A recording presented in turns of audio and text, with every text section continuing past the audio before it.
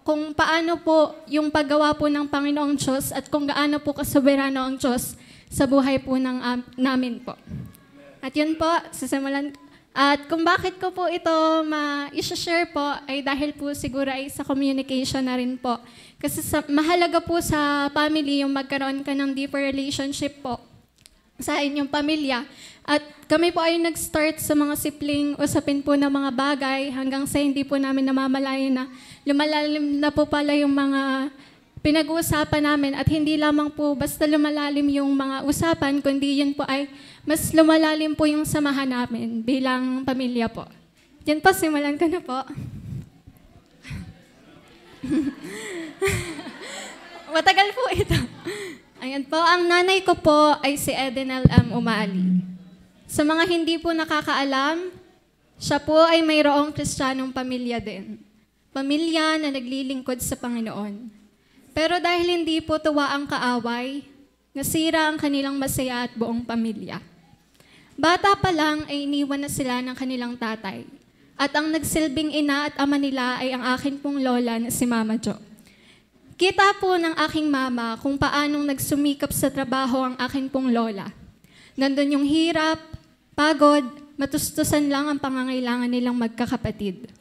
Ang sitwasyon na yon ay isang mahirap na parte. Pero kahit ganon, sila po ay nagpatuloy. Bagaman may mga panahon ng panghihina, sila ay nanatili. At yun ay sa biyaya lamang. At kung meron pong biyaya, meron ding pong pagpapalo.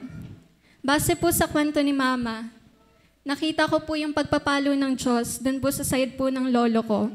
Nandun po yung namatayin sila ng mga anak, nasunog po yung asawa, at kahit ano pong pagsisikap sa buhay ay wala pong kaginhawaan. Akala ni Mama yung time po na iniwanan na sila, Ma, wag ka muna mamaya, ang isa sa mabigat na pagsubok po. Pero meron pa pala. At yun ay nung nawala po ang bunso pong kapatid ni Mama. Way back 2018 po ay nabalitaan po namin na yung kanya pong kapatid sa Palawan ay nakomatose po. Yun po ay gabi noon, siya po ay natulog lang hanggang sa kinaumagahan po ay hindi na po magising.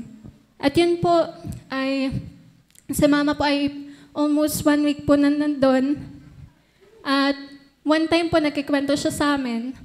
Sabi po niya ay, para pong kinilos siya po ng Holy Spirit na kung kailan daw siya sharan po ang kanyang kapatid.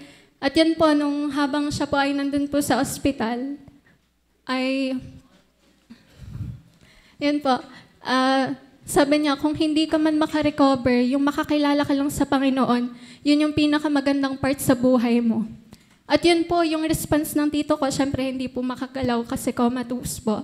Siya po ay, ang response niya po ay lumuluha po. At yun po, sobrang bigat po nung yung napapabuntong hininga po ang tito ko. At yun po, magandang balita po bago po siya mawala ay siya po ay tumanggap sa Panginoon. At yun po ay comfort po sa amin na kahit hindi man po namin kasama siya ng matagal, ay alam po namin na sa piling po ng Panginoon, nandun po ang tito. At hindi pa po doon natatapos ang paggawa po ng Diyos. Maging sa buhay ko po, na anak po ni Mama. At ang akin naman po ay bilang isang anak, kahit wala po ako sa sitwasyon na yon, ay ramdam ko kung anong nararamdaman ni Mama. Mabigat, at sa kabilang banda ay pinagpapasalamat ko kung gaano katibay ang aking ina. Hindi dahil po siya ay malakas, kundi dahil po hinahawakan siya ng mas malakas.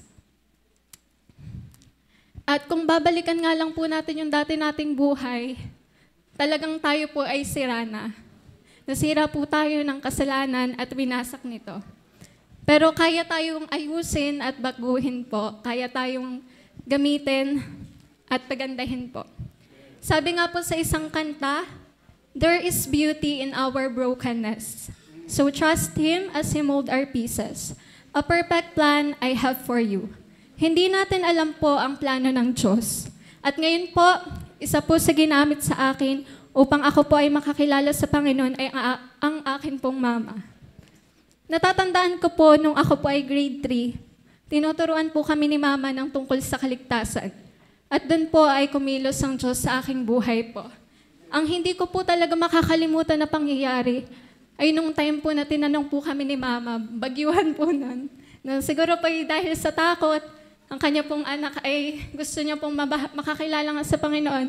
Ay ang sabi niya po sa akin, tinatanggap niyo ba ang Panginoon Diyos na inyong tagapagligtas?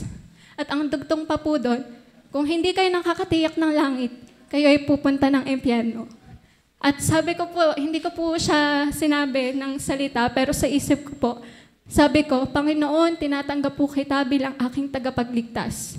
Tapos yung time po na yon, parang kulang pa din po yung pagtanggap ko na ako po hindi mapakali, natatakot po ako na baka mapunta sa impyerno. Pero yung tanong ko po, meron po akong isang tanong doon na sabi ko po, Panginoon, ano pong sunod kong gagawin? Kasi may kulang po. At nung time na yon, ng grade 3 po ako, yung tanong na yon, nakalimutan ko hanggang sa nababaliwala. At nung grade 8 po ako, kung kailan po ako nabaptized, habang nandito po ako sa baptistry, nung nilubog na po ako, pakiramdam ko po ang tagal kong nakalubog. At saka bigla pong nag-recall sa akin yung mangyayari po na tinuturan po kami ni Mama. Tapos pagkaahon ko po, nung iahon po ako ay bigla pong kumlaro sa akin ng lahat. Na yung sagot ko, yung tanong ko po nung ako po ay grade 3, nasagot po nung ako ay grade 8 na. At yun po, biyaya po yun na ako po ay makakilala sa Panginoon na doon po, yung sa part po na bigla pong kumlaro lahat, sabi ko, ako pa pala po ay ligtas na talaga nung ako po ay grade 3. At kaya po, hindi pa ako mapakali nung bata pa ako. Kasi may kulang talaga dahil ikaw ay ligtas na. Kailangan mong tumanggap sa Panginoon. At yun po yung unang hakbang sa pagsunod. Yun po yung tubig ng bautismo po. At yun po, nakita ko po ang kasoberanuhan po ng Diyos. Siya po ay mapagmahal. Siya po ay nagregalo po sa atin ng kaligtasan na hindi na kailanman mawawala. At yun pong binigyan niya po kami ng isang nanay na makakapagpalapit din po sa kanya ay sobra pong pinagpapasalamat ko. At yun po, salamat po sa buhay dahil binigay ka ng Panginoon sa amin. Kami ay maraming pagkukulang bilang mga anak. Minsan ay kung paano sino lang ang kausap namin. Pero pagpasensyahan niyo po kami at hindi man namin masabi na mahal ka namin palagi. Palagi ka po namin mahal. At yun po, yung time na hindi ka nagdalawang isip na puntahan si Tito para lang ipakita yung pagmamahal mo bilang ate. Tandaan mo po, bilang bago ka naging isang mabuting ina sa aming magkakapatid, ikaw po muna yung naging isang mabuting ate sa iyong kapatid.